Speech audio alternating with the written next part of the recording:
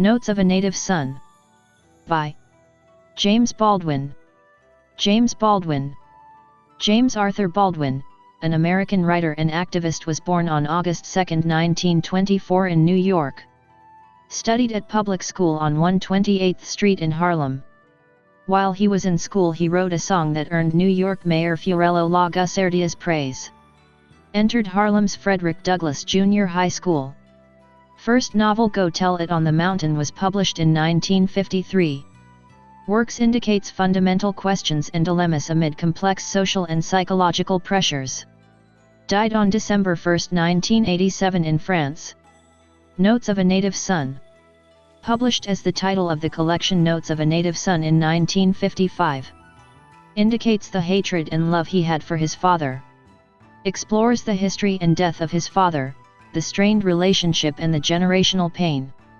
Portrays the racial discrimination prevailed in the society. Summary. The author starts the essay by stating the death of his father on 29 July 1943. On the same day his mother gave birth to the last child. There was a riot and they drove his father to the graveyard on the morning of August 3. The death day of his father is his 19th birthday. He remembers his father's way of dealing with the life. He and his father had different fashions which had not made him to know his father well. Only after the death of his father he realized that he has hardly ever spoken to his father. As America is providing enough chances to the people, the second generation has no time to talk to the first generation. He states that his father belongs to the first generation free men and his mother was born during the slavery.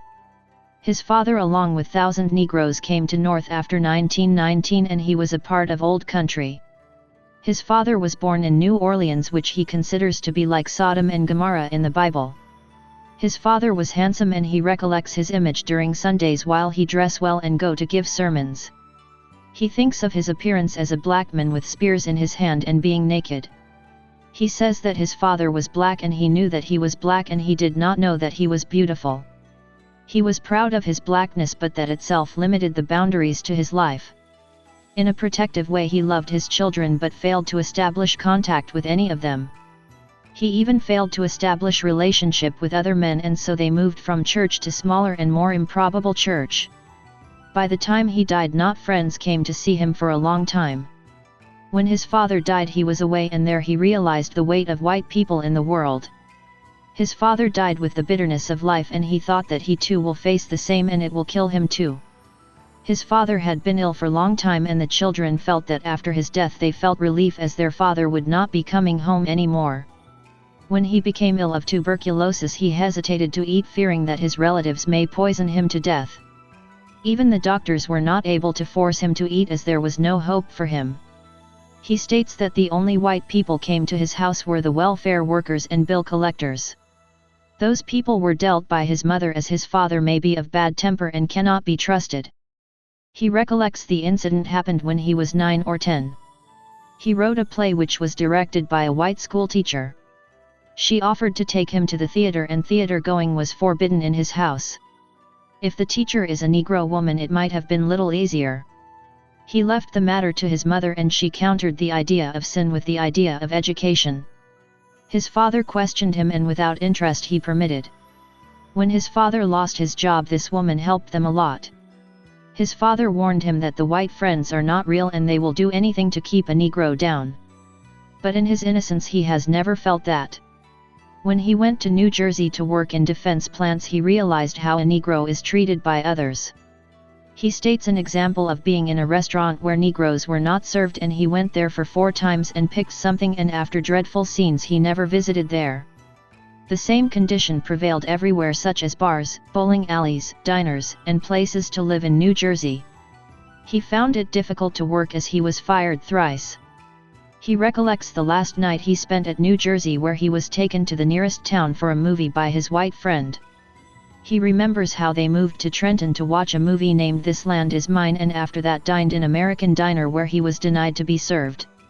With a kind of illusion he walked in the street and entered into another restaurant where a white lady stated that they will not serve for Negroes.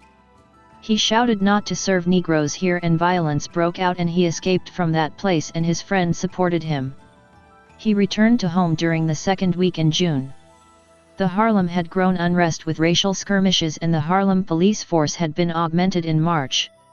The churchly women, the sleazy girls and the race men entangled with the same spirit joined together. There was total chaos and the human life was in danger.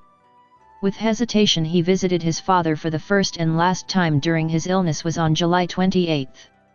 He and his aunt traveled to the end of a very long island as his aunt could not bear the fact of her brother dying. His aunt made him to feel pity and revulsion and fear. In the morning he received the telegram stating the death of his father. When he reached home his mother was carried to the hospital and the last baby was born. He says that on the day of the funeral he had nothing black to wear and a girl near him found a black shirt to wear. For the funeral the chapel was full and there were mourners and the chief among them was his aunt. The minister who has not seen his father presented the sermon. He indicates the activities happening there. He says that someone sang the favorite song of his father. He recollects listening to it when he was with his father at Abyssinian Baptist Church on 13th Street. One of the deacons led him and he looked in his father's face. After the funeral he was celebrating his birthday in Hotel Braddock where a Negro soldier fought with a white policeman. The fight was over a Negro girl and the soldier was shot dead and rumors spread that he died to protect the Negro girl. This created a protest and the Negroes organized and the mob did not cross the ghetto lines. The mob was not interested in the white faces but on the white power. They have not moved to Morningside Park or the Grand Central Railroad tracks at 125th Street where more whites are there. The principal damage done during the riot of 1943 was to the white establishments in Harlem. The discrimination has driven so many people mad, both white and black. He hates the bitterness carried by both white and black.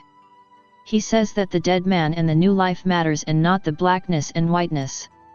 He concludes by stating that his father is irrecoverable and he wishes his father to be with him so that he can search answers which only his future can bring to him. For more videos, like, share, subscribe. Thank you.